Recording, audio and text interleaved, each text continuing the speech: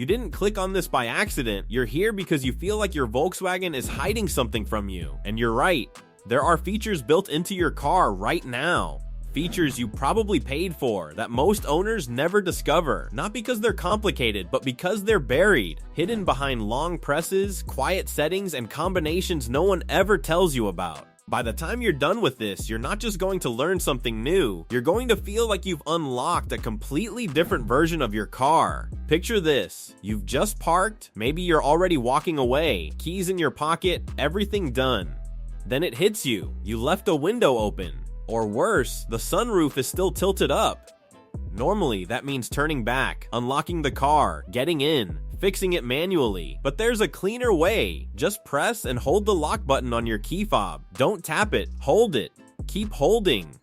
One by one, every open window starts closing. If your car has a sunroof, that slides shut too. You don't move, you don't go back, you just stand there while the car handles it. And it works in reverse as well. On a hot day, before you even step inside, hold the unlock button and watch everything open up, letting heat escape before you sit down. It's subtle, but once you use it, it feels like you've been doing things the hard way for years. Now imagine your key fob dies. Completely dead battery, no response, nothing. Most people think they're stuck, but Volkswagen quietly gave you a backup plan. Take the physical key, insert it into the driver's door, and turn it to unlock, but don't release it. Hold it there. After a moment, the windows start rolling down. Same idea as the fob, just mechanical. Turn and hold the other direction, and they go back up. It feels almost old school, but it's incredibly useful in those moments when your fob just won't cooperate. And when you discover it, it feels less like a workaround and more like a hidden ability the car always had. But let's push that situation further. The fob is dead, and now you're thinking you can't even start the car. That's where things get interesting. Volkswagen built in a way for the car to read your key even without battery power, but only if you know where to place it.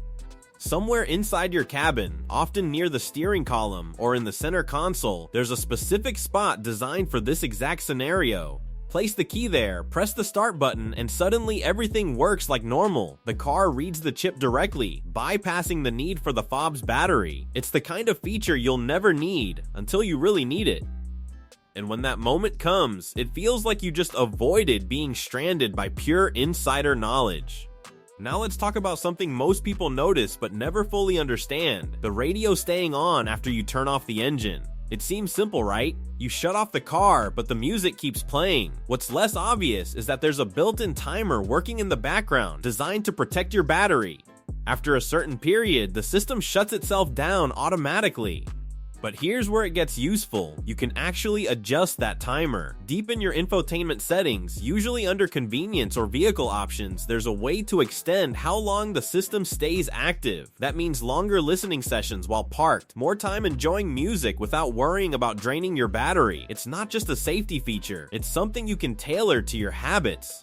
Driving at night brings its own set of challenges, especially when turning into dark streets or tight driveways. Your headlights point forward, but the road curves away, leaving part of your path in shadow. Except, in many Volkswagen models, that problem is already solved. Hidden within your lighting system are cornering lights. When you turn the wheel or activate your signal at low speeds, an additional light switches on to illuminate the direction you're heading. It's not flashy, and that's probably why so many people never notice it or never activate it. Sometimes it's disabled by default, tucked away in your settings.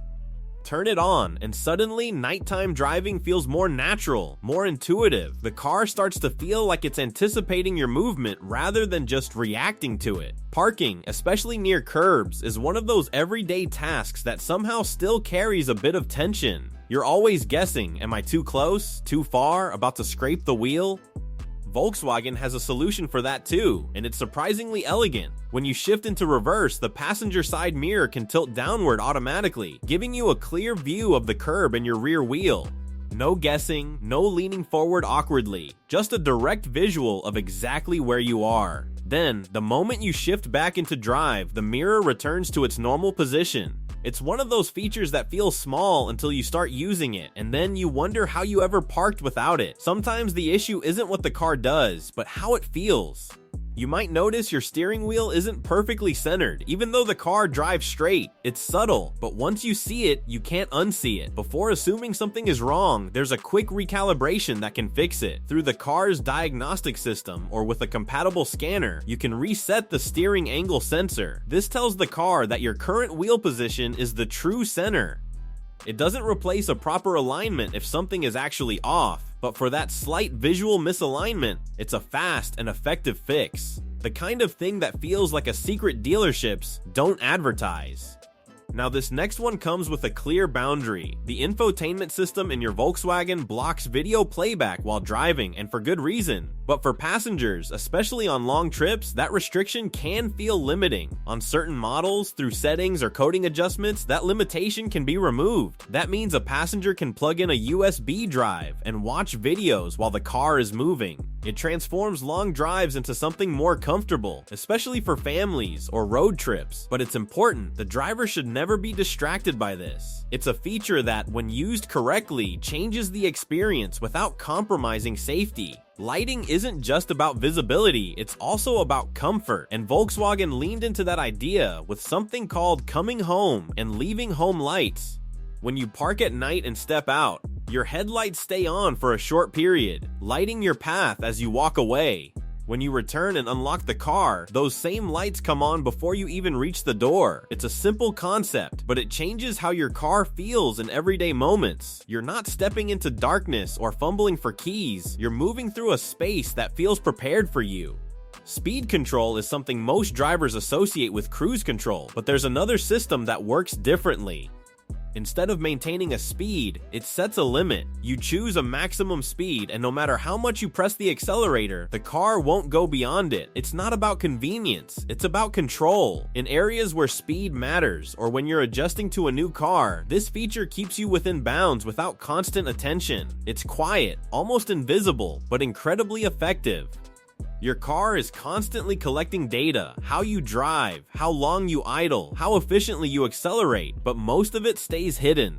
Dive into your vehicle data settings and suddenly you see everything. Average fuel consumption, real-time usage, trip distances, idle time. It turns driving into something measurable. You start noticing patterns, adjusting habits, improving efficiency without even trying. The car becomes less of a machine and more of a feedback system, quietly guiding you toward better driving. And then there's the feature that changes everything, the realization that your car might already have capabilities that are simply turned off. Volkswagen often installs the same hardware across different trims, then uses software to enable or disable features depending on the model. That means your car could already have the ability to do things you thought were reserved for higher-end versions. Through coding tools and diagnostic apps, those features can sometimes be activated. Things like gauge needle sweeps on startup, emergency brake flashing, automatic wiper adjustments, features that feel premium because they were meant to be. Once you truly understand that, something subtle but powerful begins to shift inside your mind. The experience is no longer passive. It's no longer about simply getting from one place to another. Instead, it becomes something far more engaging, almost like stepping into a world that was always there, but you never thought to explore. You're no longer just driving a car.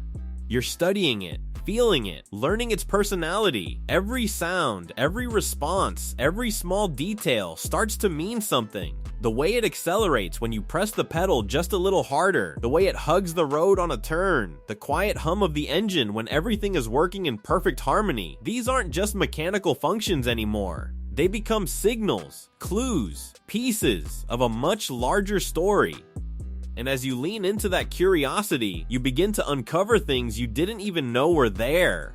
Maybe it's a feature hidden in plain sight, something you overlooked 100 times because you never had a reason to look for it. Maybe it's a capability that only reveals itself when you push the car slightly beyond your usual habits. Or maybe it's just a deeper appreciation for how everything works together, how precision, design, and engineering come together in ways that feel almost invisible until you pay attention. That's when the relationship changes. The car stops being just a tool and starts becoming an experience. You're no longer reacting to it, you're interacting with it. You anticipate how it will respond. You understand its strengths and even its limitations. And strangely enough, that awareness makes the entire experience feel more alive. The deeper you go, the more fascinating it becomes. You realize that what once seemed simple is actually layered with intention. Every button, every system, every tiny adjustment has a purpose. Nothing is random. Nothing is there by accident. Even the things that feel hidden or secondary were carefully thought out, designed for someone who would eventually notice. And that realization carries a certain kind of excitement. Because now you're not just using something, you're discovering it. You're uncovering details that most people will never even think about. You start to feel like there's always something more to learn, something more to uncover if you just stay curious enough.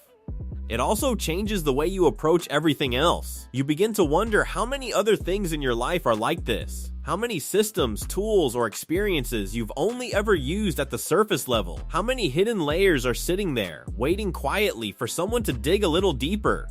Because the truth is, most people don't go beyond the obvious. They use things exactly as they're presented and never question what else might be possible. But once you've had that shift, once you've experienced what it feels like to explore instead of just use, you can't really go back to that mindset. You start asking better questions. You start paying closer attention. You start noticing patterns, details, and possibilities that were always there but never stood out before. And that curiosity begins to compound. One discovery leads to another. One small realization opens the door to something bigger. What's even more interesting is that these hidden features, these deeper layers, they were never truly hidden. They were just waiting for the right mindset, waiting for someone who wasn't satisfied with the surface, someone willing to slow down, to observe, to experiment. And maybe that's the real takeaway. It's not just about the car, it's about the perspective. When you stop rushing and start exploring, everything changes. The ordinary becomes interesting.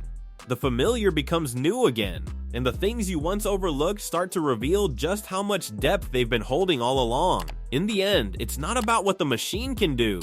It's about what you're willing to discover.